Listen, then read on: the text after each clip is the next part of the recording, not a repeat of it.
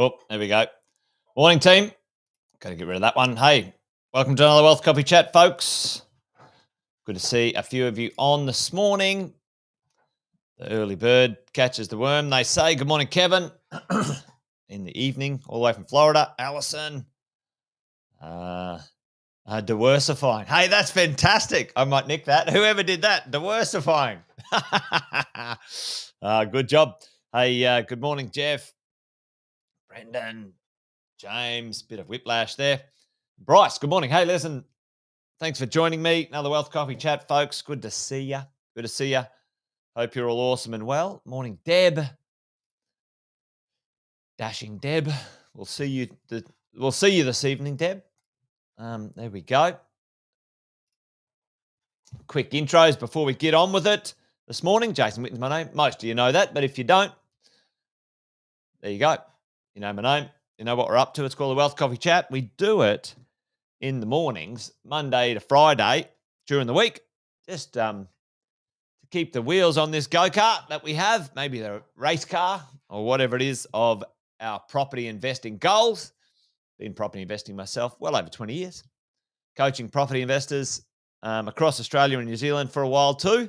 And along the way, learned a couple of things. And each morning, if we're lucky, something might fall out of my head about the experiences that we've had, coaching well over 7,000 people across Australia and New Zealand to buy many, many, many thousands of properties. So there you go. Anyway, that's the drill.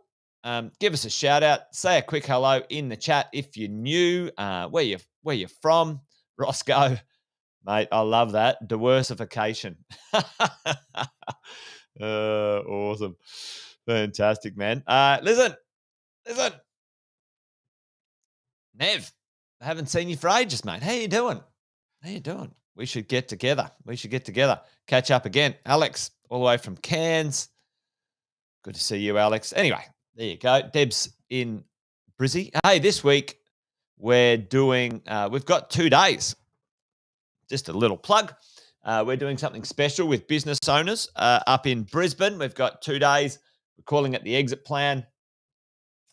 And we've got about 30 business owners flying in from all over the place, and we're going to hang out, do some cool stuff, and create a very cool business exit plan.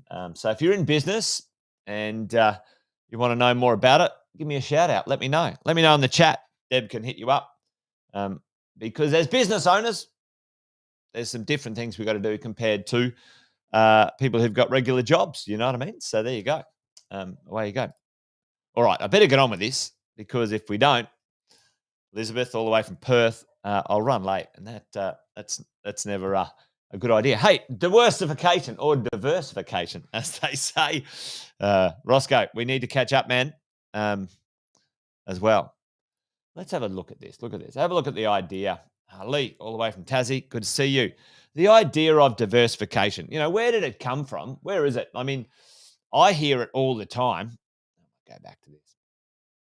I hear diversification all the time when it comes to the world of financial planning, and my experience has been someone who's not a specialist in particularly any asset, they don't know particularly deep, intimate knowledge about one asset and how to make money from that asset. They come up with a way of saying, hey, I'm inexperienced and I don't know. And I haven't created wealth from these assets. So you know what you should do? You should diversify. You should buy some of this and some of that and some of this and some of that and some of this and some of that and blah, right? In my experience, that's a terrible idea. Now, the idea that diversification is some sort of protection mechanism from something, the world of stocks and the stock market. Why do we need to diversify and have some protection against the volatility of the stock market? Well, here's an example. I'll show you a quick example. Anyone hear about Bed Bath and Beyond share price of recent times? I'll show you over the last 6 months. Just check this out. I mean, here you go.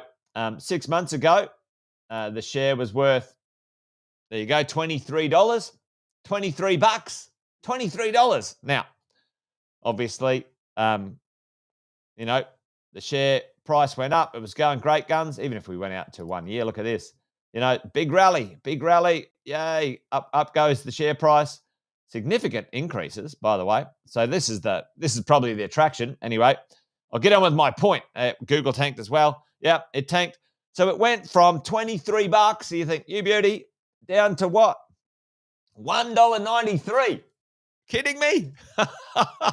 Woo! Dusting your dough. Talk about dusting some dough. Anyway, that's a cliff. Now that's a cliff, Brendan. There's a cliff for you, brother. You know, the property cliff might be an adjustment of 5% in the marketplace. But you know what? You can go from 23 to $1. What's the percentage of value lost there? Someone do that for me on the fly, folks. Someone do that for me on the fly.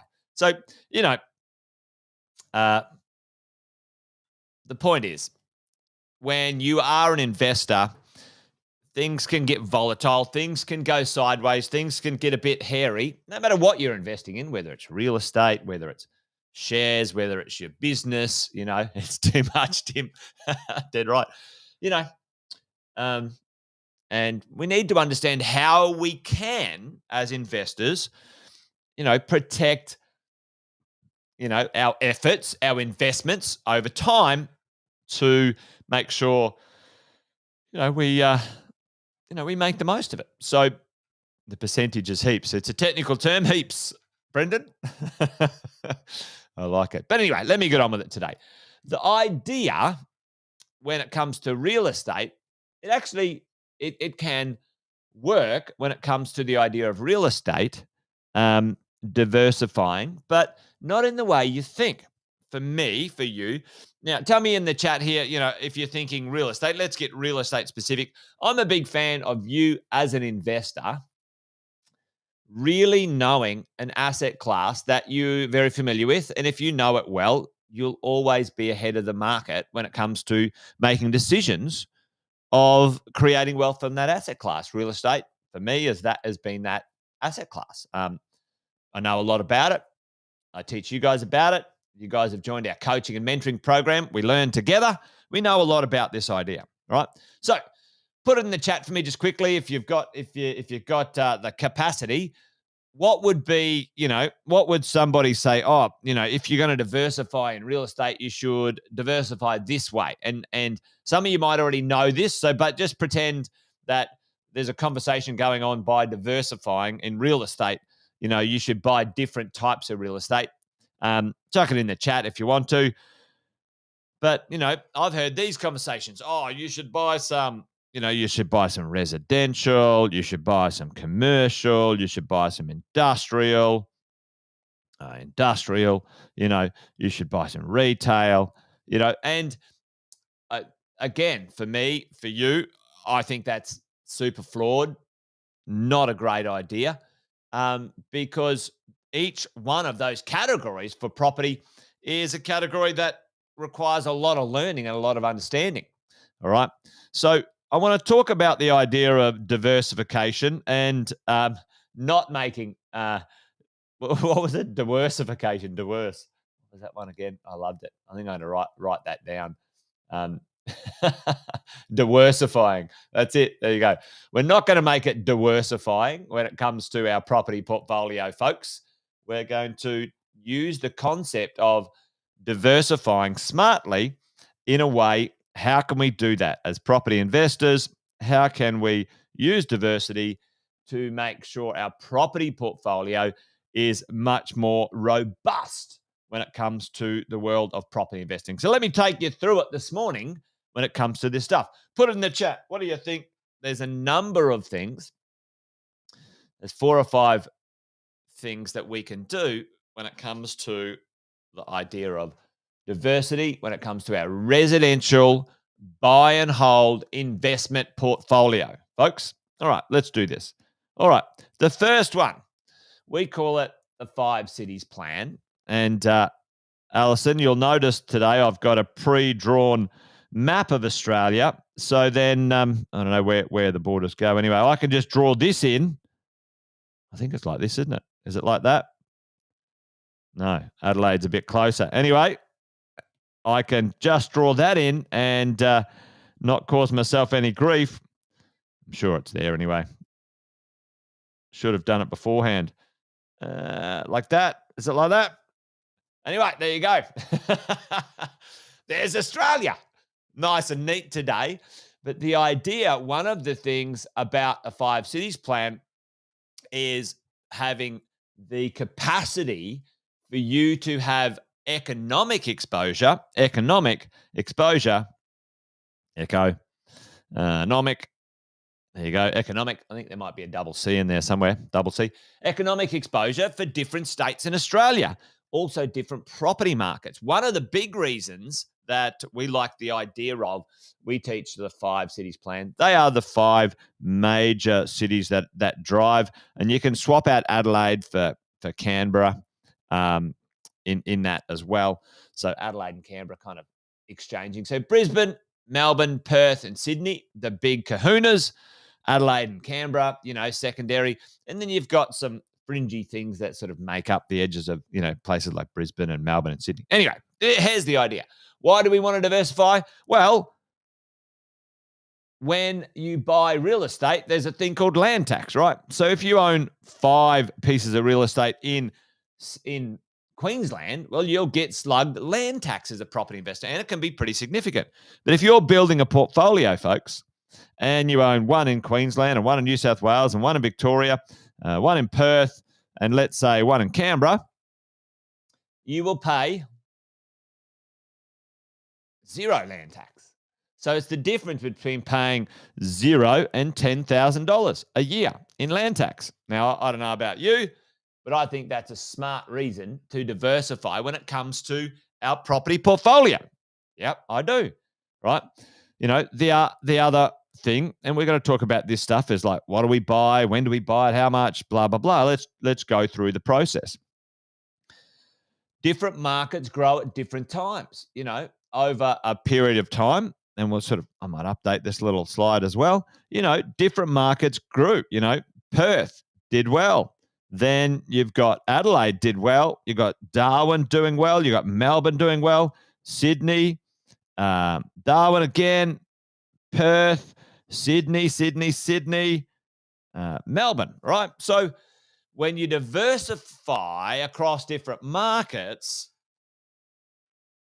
often at least one of those markets has some positive movement in its values, in its rents, in its whatever. Over the last little bit, when it came to the world of, the last 3 years, many markets moved at the same time. Let's say you had some capital growth movement up and down the East Coast, but Perth was left well behind. And so Perth is getting a run now as we go. The rents started to grow basically New South Wales and Queensland, and Melbourne was left behind because of the COVID lockdown, right? So now, let's say the rents in Sydney and Brisbane are slowing down a little. Well, Melbourne's picking up with the rents accelerating, et cetera, et cetera. So different markets at different times. And how can we take advantage of these different markets at different times? Well, there's 3 different types of markets. So diversifying in markets, a counter cycle market. So a downward market. Tell me in the chat, folks, in a downward market, what type of buying would we be doing in a downward market? Chuck that in the chat for me. Tell me if you think you might know what that purchasing might look like, or the strategy. I'll talk about that in a minute. Anyway, I've only got 3 minutes till 8:30. Always bite off a little bit more than I can chew in these wealth coffee chats. I think, yeah, I'll get through that, and then I never get that. Anyway, the idea, if you got a market that's got some pressure, you might buy discounts, right? You might go buy discounts. And we've done lots of discount buying over the years.